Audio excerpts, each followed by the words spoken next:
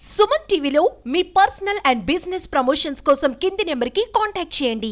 ఈరోజు ప్రపంచవ్యాప్తంగా శ్రీ తిరుమల తిరుపతి దేవస్థానానికి సంబంధించిన లడ్డు తయారీలో కల్తీ నెయ్యిని వాడుతున్నారని, దానిలో గొడ్డు మాంసం, పంది మాంసం యొక్క ఆనవాళ్ళు ఉన్నాయని ఈరోజు రాష్ట్ర వ్యాప్తంగా కాదు, దేశవ్యాప్తంగా కాదు, ప్రపంచవ్యాప్తంగా కూడా ఒక వార్త తిరుమల దేవస్థానం చేపించిన టెస్ట్ రిపోర్ట్స్ అన్నీ బయటికి రావడంతో ప్రపంచవ్యాప్తంగా భక్తులు తీవ్ర మనోవేదనకు గురైన ఈరోజు చూస్తున్నాం. తిరుమల తిరుపతి దేవస్థానంలో వెంకటేశ్వర స్వామిని దర్శించుకున్నప్పుడు ఎంత పవిత్రంగా ఉంటారో, తిరుమల లడ్డూను స్వీకరించేటప్పుడు కానీ, దాని ఇంటికి తీసుకొచ్చేటప్పుడు కానీ అంతే భక్తి శ్రద్ధలతో ఈరోజు భక్తులందరూ కూడా దాన్ని ఆరాధిస్తుంటారు.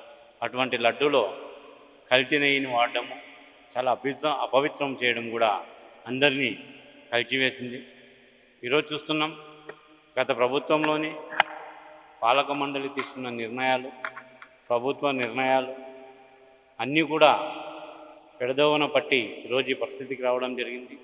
గత పాలకులు జగన్మోహన్ రెడ్డి గారు విషయాన్ని తెలిసిన తర్వాత ఎవరైతే దోషులు ఉంటారో వాళ్ళని శిక్షించాలనే మాట మాట్లాడకుండా అక్కడ అటువంటిది ఏం జరగలేదు, అన్ని అబద్ధాలు మాట్లాడుతున్నారని ఆయన స్టేట్మెంట్ ఇవ్వడము అందరినీ కూడా మనోవేదనకు గురిచేసింది.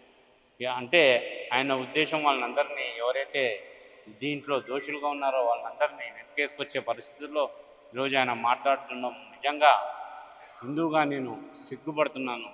ఎందుకంటే అటువంటి నాయకులకు తగిన బుద్ధి చెప్పాల్సిన సమయం మాత్రమైంది.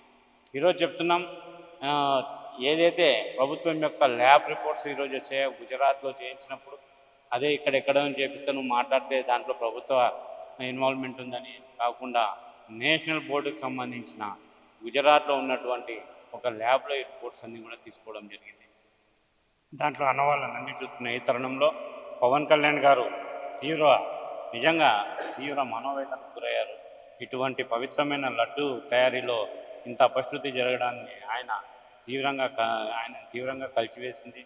ఆయన ప్రాయశ్చిత దీక్ష చేస్తూ, భగవంతుడా మమ్మల్ని క్షమించు, మానవుని కొంతమంది మూర్ఖులు మీ పట్ల తప్పు చేశారు కాబట్టి వాళ్ళు ఎవరి మీదకి గెట్టేసి మేము తప్పు చేయలేదు అనుకుంటున్నారు కాబట్టి మానవునిగా, మా ధర్మంగా ఎవరో ఒకరు పశ్చాత్తాపం కోరుతున్నామని ఆయన దీక్ష మొదలుపెట్టాడు.